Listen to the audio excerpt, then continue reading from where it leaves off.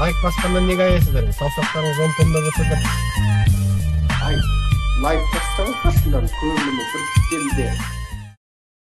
Украина Еуропада кедергіге ұшырап жатыр. Зеленскийдің өткенде Макронның құпиялығын әшкерелеп тастағанына байланысты Макрон кек алды ма, енді Украинаның батыстық қауіпсіздік топқа қосылуына кедергі келтіретін адам пайда болды. Ол Францияның анау қуыршағы Макрон. Мен енді өз басым бұны Макронның алдыңғы жолы Украинаға қайта келгіштеп немесе телефонда сөйлесіп, Макрон президенттік сайлаудың алдында өзіне ұтымды жағдайды қалыптастыру үшін, қарсыласын жеңу үшін Путин менен Зеленскийдің ортасында жеңгетай болып жанталасып, Путин ымыраға келеді деп, Америка қой десе қоймай өзінің бір керемет бір саясаткерлігін көрсетпекші болғаны. Тіпті Зеленскийге бағын деп үндеу тастағаны. Артынан Зеленскийдің оны маған Макрон бағын деп жатыр, мен ешқашан бағынбаймын деп жариялап тастағаны. Сайлауда сын сәтте тұрғанда Макронның былығын ашып қойған үшін сайлауда жеңген Макрон енді Зеленскийден кек алып жатыр деп ойлаймын. Екіншісі, Зеленскийді қазір Еуропаға қарағанда Америка қатты қаржыландырып жатыр. Өткенде ғана 40 миллиард долларды береміз деп Американың шешім қабылдағанын, Байденнің осы Шығыс Азия сапарынан кейін дереу оған келіп қол қоятынын бәрін айтып жариялап тастаған едік. Ендігі әңгіме Еуропа неғып шатқаяқтап тұр.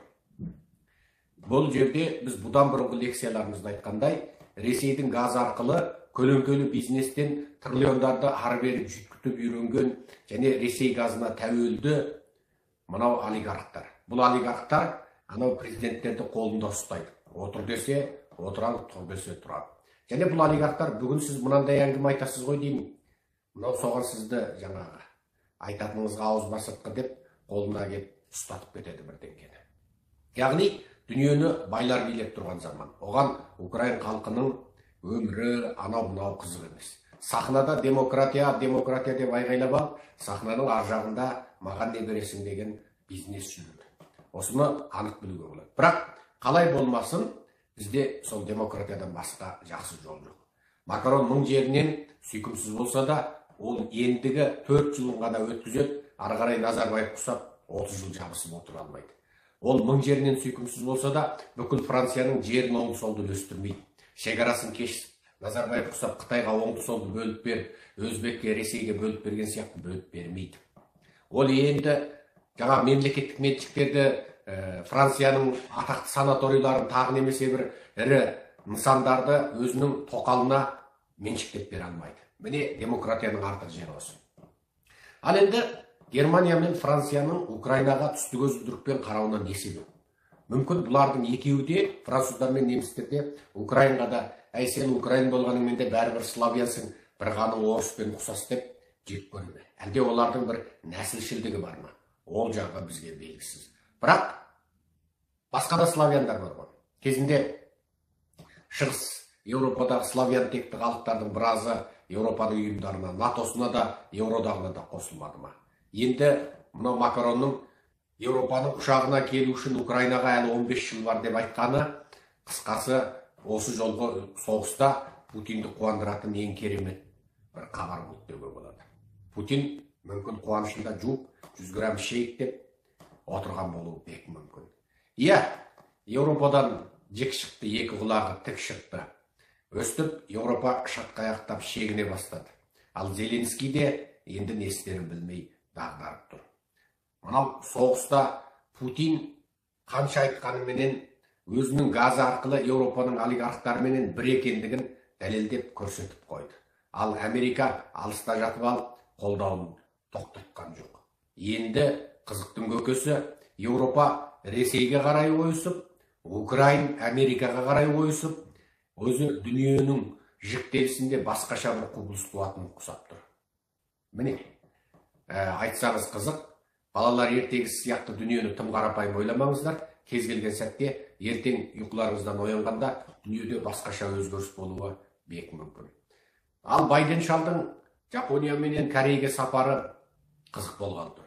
Жапонның президенті, премьер-министрі ағылшыншасы өте нашар болғандықтан Байден және премьер-министр аудармашымен 3, хатшымен 4 ауаша құпия келіссөз жүргізетін болып отыр. Ал бұл келіссөзде не айтылады? Оның жарияланатыны қанша?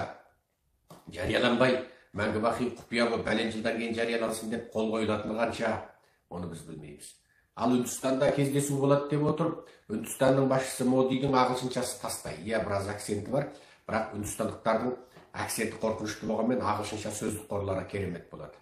Олар сіз бен біз оқи алмайтын қалың том кітапты оқып күліп қарқылдап отырады, бірақ ағылшынша сөйлеп қалғанда есіңнен танып қаласың, түсінбей. Иә, олардың сөздік қоры керемет, себебі олар мектепте ағылшынша оқиды. Енді сол Модимен екеуі аудармашысыз тіке сөйлесіп, жабық жағдайда жүздессе, ары қарай не талқылайды. Бірақ екі бастан бір нәрсе айқын, Қытайды экономикалық жақтан құрсаулау жоспары жасалынып тұр. Байден Ресейдің өзіне тең еместігін енді сезді. Нағыз жау Қытай екенін біліп, енді Қытайды айналдырып қоршаған жатыр. Бұғанға дейін ол Ресей бізге қауіпті деп еді, атышулы Ресей өзінен кеше ғана бөлініп шыққан Украинаға шамасы жетпей, тырғын етіп батпаққа малтырып жатқанда, Байден шал мырс етіп күлді.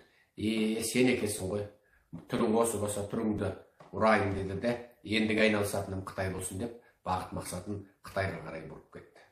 Иә, Ресейдің қазіргі күш жағдайы сол әлемдік 3-ші, 4-ші деңгейдегі мемлекеттердің жағдайына түсіп қалды.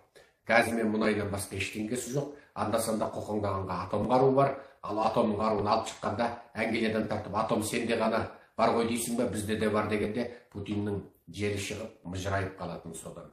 Ал батыста Путин 3 айдың ішінде төңкеріледі деген анализ шықты. Бастапта сол газетті оқып отырып сіздерге аударайық дедік те қойшы дедік. Ерінбеген ел отырып алып, құмалақты ашып, балда ашып, неше түрлі айтып жатыр. Ал Путинді шынында 3 айда аудармай ма, төңкермей ма, оны уақыт көрсетер. Әйтеу, Путин аударылған күні қалың елім қазақтың сұмырайларын көшеде қуып жүріп, тырқырататын күн дайын. Соған сене беріңіздер, дайындала беріңіздер.